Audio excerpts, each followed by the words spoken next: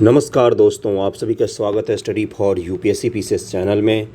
आज तारीख है 12 जून और आज का ये न्यूज़पेपर डिस्कशन वीडियो है जिसमें एकमात्र चैनल है जो दैनिक जागरण और द हिंदू दोनों का डिस्कशन करते हैं। हम लोग अच्छे से करते हैं ताकि करंट को स्टैटिक से जोड़कर मैं ही बता देता हूँ यहाँ पर, जिससे जब आप करंट अफेयर को मंथली मैगजीन में से पढ़ते हैं तो आपको काफ़ी ज़्यादा सुविधा होता है। और कोई भी नहीं करते हैं ये चीज़, करते होंगे तो मुझे जानकारी नहीं है। बीपीएससी के रिगार्डिंग और भी बहुत सारे अपने प्लेलिस्ट में हैं, जाकर देखिएगा। गाइडेंस से लेकर निबंध लेखन, GS1, GS2 lecture, economics lecture, IR lecture सब आपको फ्री में उपलब्ध है, उसको जाकर देख सकते हैं। चैनल पर नहीं तो सब्सक्राइब जरूर कीजिएगा। पीटी और मेंस दोनों के फैक्ट आपको मिलेंगे। शुरू करते हैं आज का डिस्कशन, बिना समय बर्बाद किए हुए शुरू कर लेते हैं। और बहुत सारे टॉपिक हैं, आपका एक भी मिनट बर्बाद नहीं होगा। वीडियो को अंत तक देखने की आदत डालिए ताकि करंट कम से कम एक वीडियो से आपको आइडिया रहे कि देश में क्या चल रहा है क्या नहीं। सोचने समझने की थोड़ी सी शक्ति डेवलप हो जाए, जिससे क्या हो, आप आंसर राइटिंग में कुछ ऐसे सवाल जरूर आएंगे जो आपको किसी बुक में नहीं मिलेगा, वो आपको अपनी समझ के आधार पर लिखना पड़ता है। अगर 10 सवाल आते हैं मेंस में तो उसमें से 4 सवाल ऐसे रहते हैं, यानी कि 40% सवाल ऐसे रहते हैं जो आप अपनी बुद्धि और समझ के बदौलत लिख सकते हैं। किसी किताब को पढ़ने की ज़रूरत उसमें नहीं होती है। तो इसलिए ध्यानपूर्वक वीडियोज़ को देखिएगा। लेक्चर को मैं ज़्यादा से ज़्यादा आपके लिए बेनिफिशियल बनाने की कोशिश करता हूँ। पहला न्यूज़ क्या है? मंदिर की ज़मीन संस्था के हितों के खिलाफ बेची नहीं जा सकती। ये इंपॉर्टेंट क्यों है? क्योंकि मद्रास हाई कोर्ट, देखिए शहर का नाम भले ही चेन्नई हो गया, लेकिन हाई कोर्ट का नाम आज ही मद्रास हाई कोर्ट ही है। जैसे बम्बई हाई कोर्ट नाम है, प्रयागराज नाम पड़ गया, लेकिन इलाहाबाद हाई कोर्ट नाम है आज भी। तो इसी तरह से मद्रास हाई कोर्ट ने क्या फैसला दिया है कि मंदिर की जो संपत्ति होती है, जिसको क्या कहते हैं पॉलिटिकल टर्म में, जंगम संपत्ति, नहीं पता होगा बहुत सारे लोगों को, इसको संरक्षण प्रदान किया गया है। संविधान में सांस्कृतिक अधिकार जो आपको दिया गया मूल अधिकार के तहत, उसके तहत मंदिरों को संरक्षण दिया गया। मंदिर नहीं, धार्मिक जगह जो भी होते हैं उनको संरक्षण दिया गया है। तो मद्रास हाईकोर्ट ने बोला है कि इन ज़मीनों को सरकार को बेनिफिट पहुंचाने के लिए आप खरीद बेच नहीं सकते हैं। ये कोई आदमी अगर मंदिर को दान करता है, यानी कि वो भगवान को अपनी आस्था प्रकट करने के लिए अपनी संपत्ति दान करता है, मंदिर उसका बेचकर सरकार को बेनिफिट पहुंचाने के लिए बेच खरीद नहीं सकती है। एक और इस फैसले में बोला गया है कि जो न्यूनतम मजदूरी वाला कानून है कि भाई इतना तो कम से कम मजदूरी मिलना ही चाहिए, उसके लिए बोला है। देखिए यहाँ पर लिखा हुआ है, पहले मैं शुरू से आपको पढ़ा देता हूँ कि मद्रास हाईकोर्ट ने मंदिरों के संरक्षण, रखरखाव, मरम्मत और उनसे जुड़ी अचल संपत्ति दो तो होती हैं, एक होती है चल, एक होती है अचल। जैसे ज़मीन और घर किस में आ जाएगा? अचल संपत्ति में। और बाइक वगैरह किस में आ जाएगा? चल संपत्ति में। सोना चल संपत्ति में आ जाएगा। अचल संपत्ति के रखरखाव, उनसे जुड़ी अचल संपत्ति, जमीनों के संरक्षण को लेकर अहम फैसले में कहा कि मंदिर सांस्कृतिक व ऐतिहासिक धरोहर होते हैं और उन्हें संविधान के आर्टिकल 25 और 26 में संरक्षण प्राप्त होता है, जिसमें सांस्कृतिक अधिकार के तहत उनको संरक्षण प्रदान किया गया है धार्मिक अधिकार के तहत। तो इसको ध्यान रखेंगे आप। क्या लिखा है कि मंदिर की ज़मीन संस्था के हितों के खिलाफ उससे अलग नहीं की जा सकती, यानी बेची नहीं जा सकती। दाता की इच्छा का महत्व तो सर्वोपरि है। जिसने दान दिया है मंदिर को या किसी भी धार्मिक संस्थान को, उसकी इच्छा होनी चाहिए खरीदने बेचने की। अगर उसने भगवान को दान दिया तो उसका कुछ भी नहीं कर सकते हैं आप। वो केवल ज़मीन मंदिर के लाभ के लिए काम में आएगा। साउथ के मंदिर बहुत विशाल होते, बहुत अमीर मंदिर होते हैं। प्राचीन काल के उत्तर भारत के तो सारे मंदिर तोड़ दिए गए, लेकिन दक्षिण भारत के मंदिर आज भी बचे हुए हैं। क्या लिखा है कि इसे मंदिर के हितों के विरुद्ध यानी सरकारी खुशी के लिए अनदेखा नहीं किया जा सकता। हाईकोर्ट ने क्या कहा है, अगला लाइन सुनिएगा कि मंदिर के कर्मचारियों के वेतन में न्यूनतम वेतन अधिनियम को लागू करने का आदेश दिया है। जैसे न्यूनतम वेतन अधिनियम बाकी सब जगहों पर लागू होता है कि कम से कम भारत सरकार जो न्यूनतम वेतन अधिनियम बनाती है, जिसके तहत ये प्रावधान किया जाता है कि किसी भी सरकारी पद पर या किसी भी पद पर कोई काम करेगा तो उसको कम से कम इतना वेतन तो आपको देना ही पड़ेगा। उसी अधिनियम को क्या बोला है कि मंदिर को जो कर्मचारी होते हैं उनके लिए भी लागू करना चाहिए। अब जो आदमी दिन भर 24 घंटे भगवान की सेवा करता है, और भगवान की सेवा से बड़ी चीज़ क्या होती है मंदिरों में, लोगों के लिए तो उस जगह बनाई जाती है, समाज की सेवा करता है एक तरह से। उस आदमी को अगर न्यूनतम मजदूरी भी नहीं मिल पाता है तो ये थोड़ा सा अन्याय होता है। तो किसने बोला है ये चीज़? मद्रास हाईकोर्ट ने बोला है कि मंदिर के कर्मचारियों पर भी न्यूनतम वेतन अधिनियम को लागू करना चाहिए। अगर आपसे पीटी में सवाल पूछता है कि न्यूनतम वेतन अधिनियम निम्न से किन किन जगहों पर लागू हो सकता है, उसमें दिया रहेगा कि मंदिर के कर्मचारी तो आप उसको टिक कर सकते हैं कि ये सही है ये स्टेटमेंट। क्यों? हाईकोर्ट ने आदेश दिया इस चीज़ का, इसको ध्यान में रखेंगे आप लोग। क्या है कि उन्होंने बोला कि हाईकोर्ट ने तमिलनाडु मंदिरों के देखरेख, मरम्मत, संरक्षण के लिए 17 सदस्यीय हेरिटेज कमीशन गठित करने, मंदिरों की संपत्ति का स्वतंत्र ऑडिट कराने के पूर्व आदेश को सही ठहराया है। मंदिरों के देखरेख के लिए वैसे तो सरकारी धर्मार्थ विभाग होता है, लेकिन तमिलनाडु सरकार की अकर्मण्यता को देखते हुए मद्रास हाईकोर्ट ने मामले पर स्वतः संज्ञान लिया है, मतलब खुद से संज्ञान लिया है मद्रास हाईकोर्ट ने, और 7 जून 2021 में 75 निर्देश जारी किए। तमिलनाडु सरकार ने हेरिटेज कमीशन गठन सहित उस आदेश के कई आदि निर्देशों को चुनौती देते हुए हाईकोर्ट में पुनर्विचार याचिका दाखिल की थी। इस पर हाईकोर्ट ने न्यायाधीश आर महादेवन और पीडी अधिकेशवलु की पीठ ने गत 2 जून को यह आदेश दिया है कि भाई ऐसा करो कि पुनर्विचार याचिका तमिलनाडु सरकार और Hindu religious and charitable endowment department ने दाखिल की थी। इसमें सरकार ने 2021 का आदेश के कई बिंदुओं पर संशोधन मांगा था। मुख्य रूप से क्या है कि मद्रास हाईकोर्ट ने क्या बोला है? सबसे पहले चीज़ बोला है कि मंदिर के जो संपत्ति होते हैं उसको सरकारी फायदे के लिए खरीद बेच नहीं सकते हैं। पहला स्टेटमेंट ये हो गया है, पहला लाइन। दूसरा क्या बोला है कि मंदिर के जो कर्मचारी होते हैं उनके लिए न्यूनतम वेज का जो अधिनियम है भारत सरकार का, उसको लागू करना चाहिए। तीसरा क्या बोला है कि 17 सदस्यीय हेरिटेज कमीशन गठित करने का आदेश दिया है, क्योंकि तमिलनाडु सरकार मंदिरों को अनदेखा कर रही थी। वहाँ के मंदिर सांस्कृतिक धरोहर होते हैं हमारे। उसने ये भी बोला है कि 25 और 26 के तहत सांस्कृतिक धरोहर का संरक्षण प्राप्त होता है, इसको आप अनदेखा नहीं कर सकते हैं, अकर्मण्यता इसमें नहीं दिखा सकते हैं, इसको संरक्षित करने की जरूरत है। मूल रूप से ये 3 आदेश पारित किए हैं, किसने? मद्रास हाईकोर्ट ने पारित किए हैं। इसको आप ध्यान में रखेंगे और आर्टिकल 25-26 आपको पता होना चाहिए। नहीं पता है तो लक्ष्मीकांत खोली, उसमें जाकर पढ़ना चाहिए आपको कि क्या लिखा हुआ है उसमें। ओके, इंपॉर्टेंट है, वहाँ से सवाल पूछे जाते हैं मूल अधिकार से। अगला जो टॉपिक है ये क्या है कि बिपरजॉय, ये एक चक्रवात है। सबसे पहली बात तो चक्रवात सामान्यतः कहाँ पर आते हैं? सामान्यतः वो बंगाल की खाड़ी में आते हैं, लेकिन ये जो चक्रवात है ये कहाँ पर है? तो ये अरब सागर में है। इसके कारण मानसून को भी भारत आने में देरी हुई है और ये बहुत ही ज़्यादा खतरनाक लेवल पर पहुँच गया है। गुजरात के तट पर टकराने की संभावना है इसकी, 1 से 2 दिनों में टकरा सकती है गुजरात के तट पर। पहले संभावना जताई जा रही थी कि ये पाकिस्तान की तरफ चला जाएगा और भारत में नहीं आएगा, लेकिन गुजरात का कुछ तटीय भाग है जिसको प्रभावित कर सकता है ये चक्रवात बनने की कंडीशन पिछले लेक्चर में बता चुका हूँ। क्या होता है कि पानी का टेम्परेचर जो होगा वो 27 डिग्री सी से ज़्यादा होना चाहिए, समुद्र के पानी का टेम्परेचर। और विषुवत पर कभी भी चक्रवात नहीं आ सकती है, क्योंकि कोरियोलिस बल का अभाव होता है विषुवत पर। तो कोरियोलिस बल उस वहाँ पर मौजूद होना चाहिए, यानी कि विषुवत से ऊपर और विषुवत से नीचे आ सकता है चक्रवात। तीसरा क्या होता है कि समदाब रेखाएँ होनी चाहिए। प्रतिकूल कुछ ऐसा वहाँ पर मौजूद जो जेट धारा की उपस्थिति भी वहाँ पर नहीं होनी चाहिए, तभी चक्रवात का निर्माण हो सकता है। ओके, ये चीज़ 3 क्लियर हो गया। कौन कौन सा बोला मैंने? 27 डिग्री सी से ज़्यादा पानी का टेम्परेचर होना चाहिए, कोरियोलिस बल मौजूद होना चाहिए, जेट धारा वहाँ पर मौजूद नहीं होना चाहिए, तभी चक्रवात का डेवलप हो सकता है। और सनमार्गी पवनों के थ्रू ये ट्रैवल करते हैं अलग अलग जगहों पर, और अरब सागर में भी आए हैं। तो अरब सागर से गुजरात और पाकिस्तान का इलाका, वर्तमान भारत का गुजरात का इलाका और पाकिस्तान के इलाकों में इसके प्रवेश करने की संभावना है। बाकी बिपरजॉय नाम किसने दिया है? तो बांग्लादेश के सरकार के द्वारा इसका नाम दिया गया है। हिंद महासागर में देशों का संगठन है जिन्होंने अलग अलग नाम दिया है। अलग अलग चक्रवातों के अलग अलग नाम दिए जाते हैं अलग अलग देशों के द्वारा। हिंद महासागर में चक्रवात को क्या कहा जाता है? तो उनके अलग अलग नाम रखे जाते हैं। और अमेरिका में क्या कहा जाता है? हरिकेन कहा जाता है। जापान और चीन सागर में क्या कहा जाता है? तो टाइफून कहा जाता है। ये बहुत बार पूछा गया मिलान करने को। ऑस्ट्रेलिया में विली विलीज़ कहा जाता है, विली विलीज़ कहा जाता है ऑस्ट्रेलिया में। ओके, ये चीज़ क्लियर हो गया होगा। ये चक्रवातों के अलग अलग नाम हैं। चक्रवात मूल रूप से 2 तरीके के होते हैं। एक होते हैं उष्णकटिबंधीय चक्रवात, जो भारत और उष्णकटिबंध के क्षेत्र में आते हैं। उष्णकटिबंध आपको पता होना चाहिए। और दूसरा होता है शीतोष्णकटिबंधीय चक्रवात। ये कहाँ पर? ये सामान्य तौर पर अमेरिका और शीतोष्णकटिबंध में जो देश निवास करते हैं वहाँ पर ये चक्रवात देखने को मिलते हैं हमें। ओके, एक और डेटा देख सकते हैं ये कितना खतरनाक है, इसका आप अंदाज़ा इसी से लगा सकते हैं।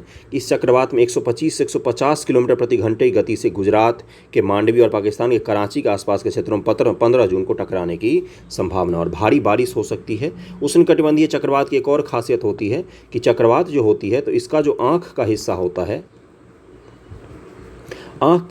इसमें मौसम पूरी साफ़ होता है और इसमें कोई भी वर्षा नहीं होती है। आँख का दीवार से लग के जो हिस्सा होता है इसमें सबसे अधिक वर्षा होती है। पिछले लेक्चर में चक्रवात समझा चुका हूँ आपको डिटेल में, वहाँ पर जाके आप देख सकते हैं। और चक्रवात जो होते हैं सामान्य तौर पर उनमें सेंटर में लो प्रेशर बनता है और बाहर की तरफ हाई प्रेशर होता है। इससे क्या होता है, हाई से लो की तरफ हवाएं तेज़ गति से चलती हैं, जिसके कारण ये गोल गोल घूमते हुए ऊपर जाते हुए प्रतीत होते हैं। और इनको गोलाकार शेप देने में कोरियोलिस बल की भी भूमिका होती है। बहुत सारा कुछ मैंने पिछले लेक्चर में समझाया था, अभी मैं ऊपर समझा रहा हूँ आपको।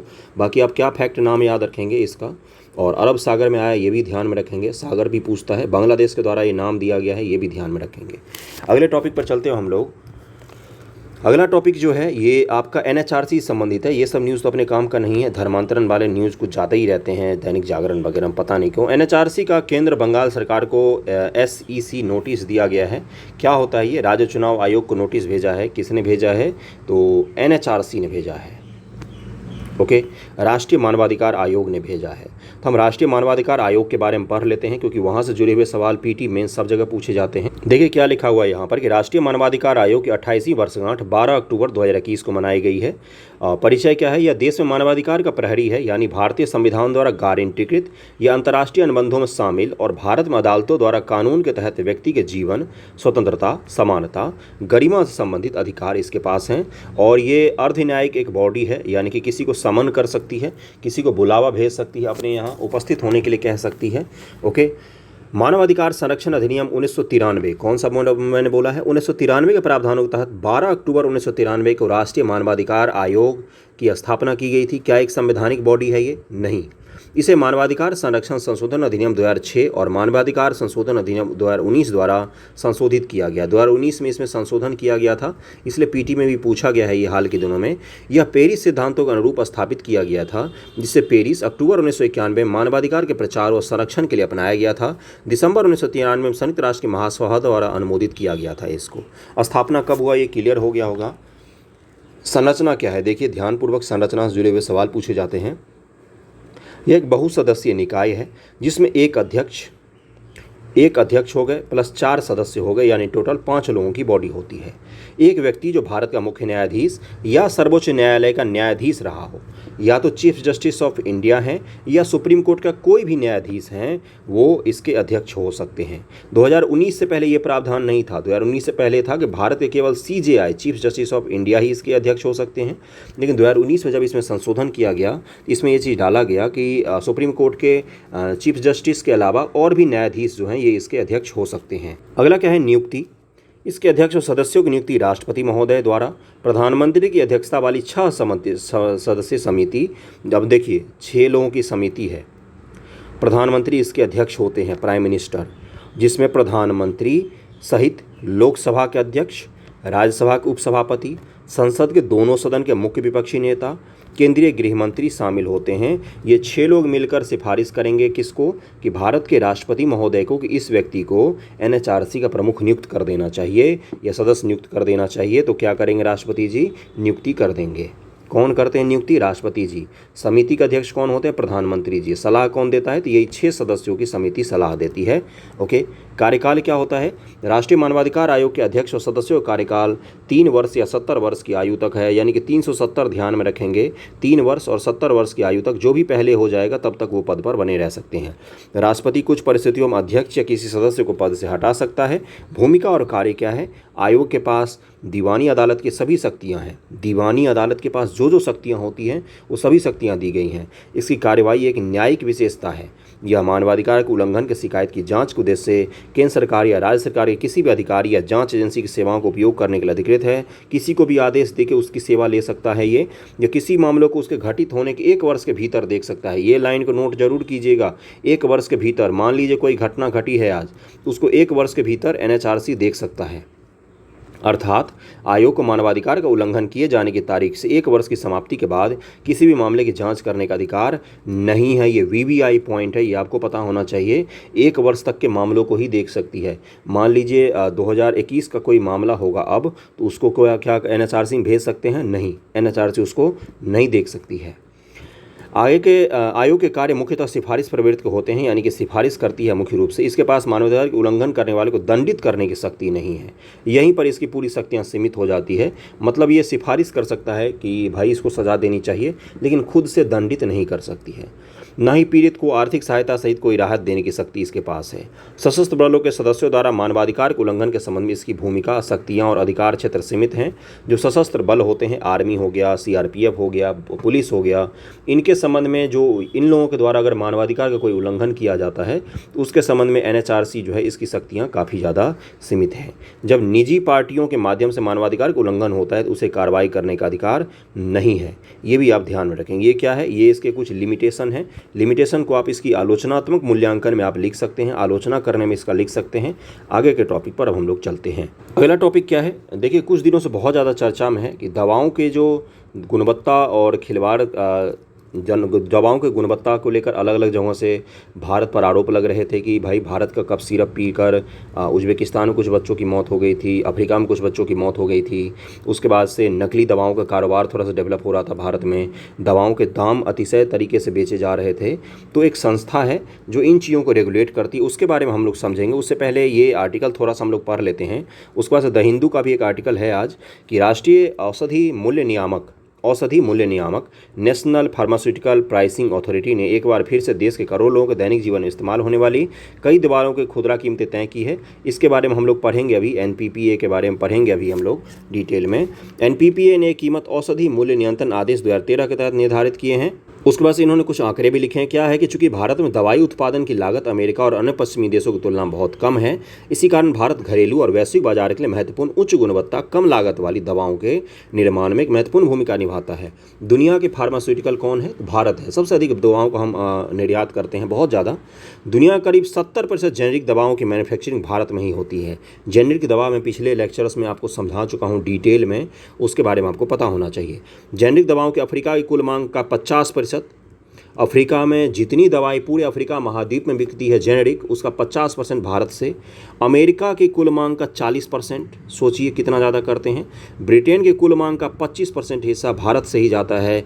दुनिया के 60% वैक्सीन का निर्माण भारत में ही होता है। इसके अलावा विश्व स्वास्थ्य संगठन के अनिवार्य टीकाकरण योजनाओं के 70% टीकों की आपूर्ति भी भारत की दवा कंपनियों द्वारा किया जाता है। WHO जो दुनिया भर में अनिवार्य टीकाकरण कार्यक्रम चला रहा है, उसमें भी 70% टीका कहाँ से जाता है? तो हम ही देते हैं बनाकर। इतना ही नहीं, भारत में सस्ती लेकिन गुणवत्तापूर्वक चिकित्सा लाभ का कई विकसित देशों के मरीज भी यहाँ आकर उठाते हैं। देखिए भारत में एक टर्म बहुत ज़्यादा यूज होता है, मेडिकल टूरिज्म, मेडिकल पर्यटन। मेडिकल पर्यटन क्या होता है कि हॉस्पिटल और इलाज के लिए, चूँकि यूरोप अगर आप परिचित होंगे, यूरोप और अमेरिका हो गया, इन देशों में इलाज तो हैं, बहुत सारे हैं, हमसे अच्छे इलाज हैं वहाँ पर कई सारे तो, लेकिन वो महंगे बहुत हैं कि उसको असली के अमीर लोग ही अफोर्ड कर सकते हैं, बाकी लोग इसको अफोर्ड नहीं कर सकते हैं। तो वहाँ पर के बहुत सारे लोग जैसे रूस से, यूरोप से, अफ्रीका से, कई बार अपने पड़ोसी पाकिस्तान से और बहुत सारे देशों से भारत लोग आते हैं, किस लिए? इलाज करवाने के लिए, है ना। और यहाँ पर इलाज तुलनात्मक कंपेयर करें तो काफ़ी सस्ता पड़ता है उनको, जो बड़ी बड़ी बीमारियों की इलाज होती है। अब सर्दी जुकाम करे तो कोई भारत नहीं आएगा। इसी को क्या कहा जाता है? तो मेडिकल टूरिज्म कहा जाता है। इसका ध्यान आप इसलिए रखेंगे क्योंकि मेंस में, यूपीएससी मेंस में ये सवाल पूछा जा चुका है मेडिकल टूरिज्म के बारे में, और स्टेट पीसीएस में भी पूछा जा सकता है। इसके क्या क्या लाभ हो सकते हैं? तो देखिए लाभ एक तो हो सकता है हमारे उद्योग धंधों को, सॉफ्ट पावर में भी हमारे बढ़ोतरी हो सकती है। उसके अलावा सेवा सेक्टर में बढ़ोतरी हो सकती है। बैलेंस ऑफ पेमेंट में हमें सुविधा मिल सकता है कि हम मेडिकल एक्सपोर्ट को बढ़ावा दे सकते हैं। हमारे डॉक्टर्स को रिकॉग्निशन मिलता है, एक छवि हमारी अच्छी बनती है। इसमें कौन कौन सी चुनौतियां हैं? तो कई बार ऐसे लोग जो आते हैं भारत, उनको ठगी का शिकार होना पड़ता है। उसके बाद से क्या है कि जैसे पाकिस्तान जैसे देश से बहुत सारे लोग आना चाहते हैं, लेकिन सीमा विवाद और जो इंटरनेशनल रिलेशन हमारे ख़राब हो जाते हैं, इस कारण कई सारे लोग नहीं आ पाते हैं। उसके बाद कई सारे लोगों को अच्छी इलाज नहीं मिल पाता है, तो उसके कारण नाम भी खराब होता है। और क्या होता है, देश के ही लोगों का जनसंख्या का भार इतना ज़्यादा है हॉस्पिटल के, विदेशी लोगों को हम कैसे संभाल पाएंगे? ये भी एक चुनौती हो सकती है। और भी चुनौती आप सोच सकते हैं बैठकर। तो मेडिकल टूरिज्म ध्यान में रखेंगे। अब मैं आपको एनपीपीए के बारे में बता देता हूँ, नेशनल फार्मास्यूटिकल प्राइसिंग अथॉरिटी के बारे में बता देता हूँ। क्या लिखा हुआ है यहाँ पर, ध्यानपूर्वक देखिएगा कि राष्ट्रीय औषधि मूल्य निर्धारण प्राधिकरण का गठन 1997 में भारत सरकार के द्वारा रसायन व उर्वरक मंत्रालय के तहत औषधि विभाग के एक संलग्न कार्यालय के तौर पर दवाओं के मूल्य निर्धारण हेतु स्वतंत्र नियामक के रूप में सस्ती कीमतों पर दवाओं की उपलब्धता पहुंच सुनिश्चित करने के लिए किया गया था। किस मंत्रालय के तहत है? तो रसायन और उर्वरक मंत्रालय है। मनसुख मांडविया जी हैं शायद इसके मंत्री, देखिएगा एक बार। और कब गठन किया गया है? तो 1997 में गठन किया गया है। और मंत्रालय भी पता चल गया आपको क्यों किया गया है, क्योंकि दवाओं के दाम को हमें रेगुलेट करना है। ऐसा नहीं हो सकता है कि आप पैरासीटामोल को 5,000 रुपये में बेच लें, वो आपको सस्ती दवा में बेचना पड़ेगा। रेगुलेट करना पड़ता है कई बार चीज़ों के दाम को, क्योंकि हमें सब तक दवाएं पहुंचानी होती। दवाएं तो इसेंशियल होती हैं। अब कभी आपने सुना है कि आईफोन के दाम को सरकार रेगुलेट करना चाहती है? नहीं, क्योंकि ये ज़रूरत की चीज़ नहीं है सबके लिए। लेकिन दवा, इसका तो गरीब से गरीब आदमी को भी उपयोग होता है। तो ऐसी चीज़ें जिनका उपयोग सामान्य से सामान्य लोगों के जीवन में होता है, सरकार कोशिश करती है कि उनके दाम को रेगुलेट किया जाए। और यहाँ तो दवाओं की बात हो रही है। इसे ड्रग्स मूल्य नियंत्रण आदेश 1995-2013 के तहत नियंत्रित थोक दवा और फार्मास्यूटिकल की कीमतों को तय संशोधित करने, देश में दवाओं की उपलब्धता सुनिश्चित करने हेतु बनाया गया था। एक बल्क ड्रग, जिसे API एक्टिव फार्मास्यूटिकल इंट्रीगेंट भी कहा जाता है, एक दवा के रूप में रासायनिक अणु है जो उत्पाद को चिकित्सीय प्रभाव प्रदान करते हैं। जनादेश क्या होता है, मतलब इसको क्या क्या करना है? देखिए यहाँ पर लिखा हुआ है, औषधि मूल्य नियंत्रण आदेश के प्रावधानों को इसे प्रत्यायोजित शक्तियों के अनुसार लागू और कार्यान्वित करना है। NPPA के निर्माण से उत्पन्न सभी कानूनी मामलों से निपटने के लिए उपाय करना है। दवाओं की उपलब्धता की निगरानी करना, कमी की पहचान करना तथा उपचारात्मक कदम उठाना। थोक दवाओं फार्मास्यूटिकल के लिए उत्पादन, निर्यात, आयात, अलग अलग कंपनियों के बाजार हिस्सेदारी, कंपनियों के लाभप्रदता आदि पर डेटा एकत्र करना कि कोई कंपनी ज़्यादा तो नहीं लाभ कमा रही है महंगे महंगे दवाई बेचकर सस्ती दवाओं का।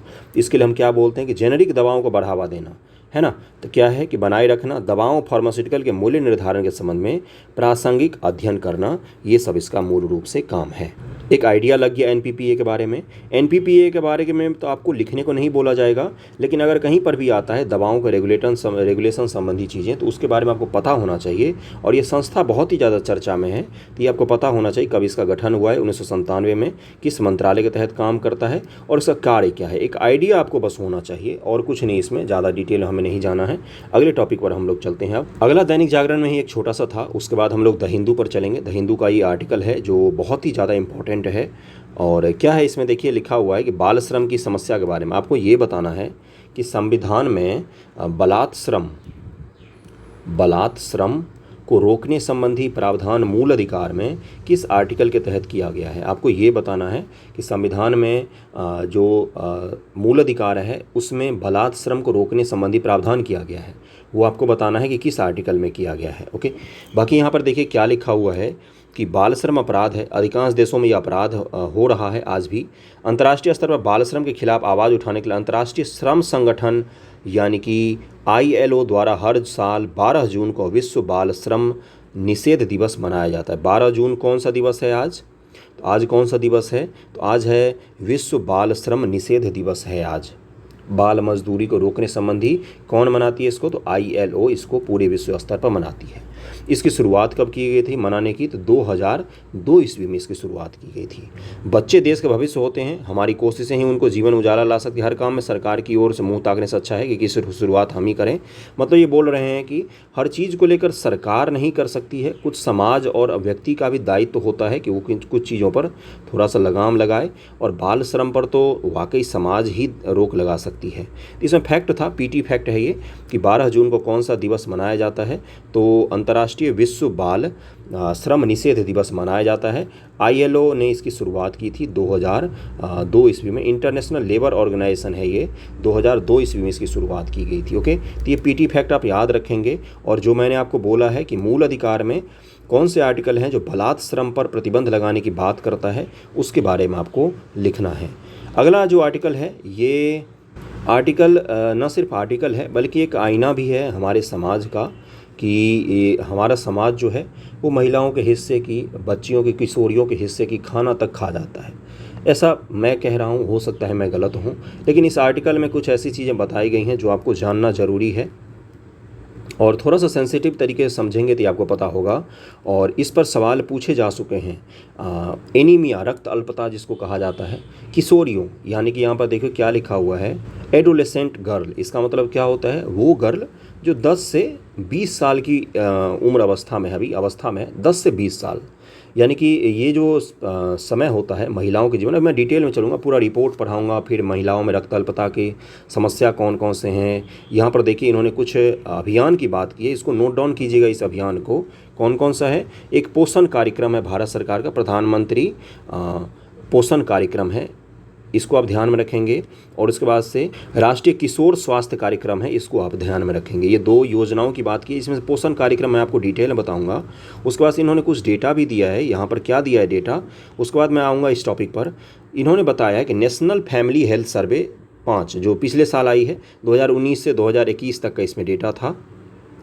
इसके हिसाब से बताया गया है कि 59.1% of adolescent girl were found to be anaemic, anaemia से पीड़ित हैं। 100 में से 59 महिलाएं इस एज ग्रुप की, यानी कि 10 से 20 साल की जो लड़कियां होती हैं उनमें रक्त अल्पता की कमी है, और 59% ऐसी महिलाएं हैं।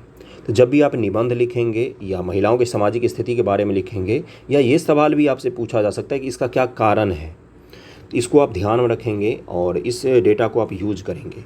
इन्होंने इसके कुछ रीज़न भी बताए हैं। ये जो उम्र होता है, अभी मैं बता देता हूँ, 10 से 20 साल का उम्र होता है। इन्होंने जो कारण बताए, इन्होंने अलग अलग कारण बताए, जिसमें एक कारण इन्होंने बताया है कि हार्मोनल चेंज होता है इस समय बहुत सारे बॉडीज़ में, पुरुष के भी बॉडीज़ में होता है, महिलाओं के भी बॉडीज़ में होता है।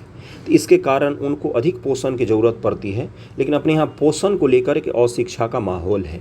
दाल चावल खा लेना संपूर्ण पोषण नहीं होता है, आपको अलग अलग चीज़ें लेनी पड़ती है।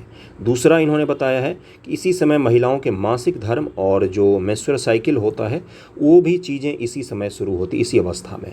इसके कारण उनको अधिक देख रेख की ज़रूरत पड़ती है, अधिक पोषण की ज़रूरत पड़ती है, जो उनको प्राप्त नहीं हो पा रहा है।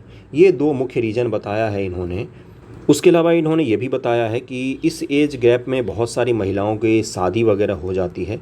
बहुत सारे जगहों पर आज भी इसी एज गैप में शादी कर दी जाती है। इसके कारण भी उनके शरीर का शोषण होता है और उनके अंदर रक्त अल्पता और उनका शरीर बिल्कुल ही कमज़ोर होकर रह जाता है। मूल भावना आपको पता चल गया होगा इसका। और बहुत सारा इन्होंने कारण भी बताया। कारण के अलावा इन्होंने कुछ परिणाम भी बताया कि ये सब चीज़ों के कारण क्या होता है कि उनका एकेडमिक जो होता है उसमें उनका कंसंट्रेशन वीक होता है, यानी कि एजुकेशनल रूप से पिछड़ जाते हैं।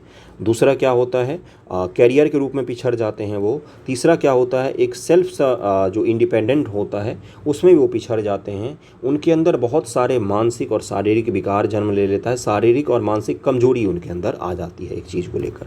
तो ये इन्होंने कुछ कारण और परिणाम बताया है।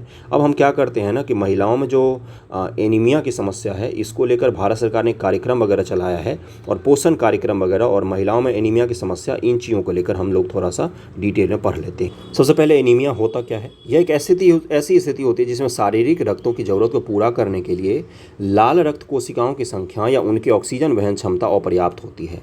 आरबीसी आपने सुना होगा, रेड ब्लड सेल जो होते हैं, इसमें क्या होता है कि इनकी संख्या कम हो जाती है और ऑक्सीजन वहन करने की जो इनकी क्षमता होती है वो भी कम हो जाती है। मुख्य रूप से रक्त की कमी हो जाती है। यह क्षमता आयु, लिंग, ऊंचाई, धूम्रपान, गर्भावस्था की स्थितियों को परिवर्तित होती रहती है। लौह यानी कि आयरन की कमी इसका सबसे सामान्य लक्षण है। कुछ दिन पहले अगर आपने सुना होगा कि स्कूलों में आयरन की गोलियां बांटी जाती थी, आयरन की दवाएं, आयरन की गोलियां महिलाओं को भी उपलब्ध करवाई जाती थी। ये सब क्या होता है, रक्त की जो उनमें समस्या होती है, खून की कमी जो होती है, इसको दूर करने के लिए सरकार इन चीज़ों को बढ़ावा देती है।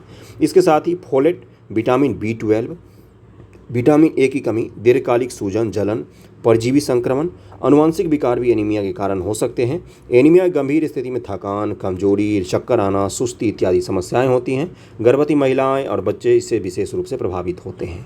ये आपको क्लियर हो गया होगा। बहुत सारे लोगों में ये अगर लक्षण होता है, थकान, 1 किलोमीटर चले नहीं, 1 किलोमीटर बोल रहा हूँ, छत सीढ़ी चढ़े नहीं, थक के बैठ गए, तो उनमें ये सब चीज़ें की समस्या ये हो सकती है। राष्ट्रीय स्वास्थ्य मिशन के तहत एनीमिया से निपटने के लिए उठाए गए कदम। अब राष्ट्रीय स्वास्थ्य मिशन के तहत एनीमिया मुक्त भारत के लिए कार्यक्रम चलाया जा रहा है। इसे वर्ष 2006 में एनीमिया की वार्षिक दर से 1 से 3% तक की गिरावट लाने के लिए गहन राष्ट्रीय आयरन प्लस पहल कार्यक्रम के एक भाग के रूप में शुरू किया गया था।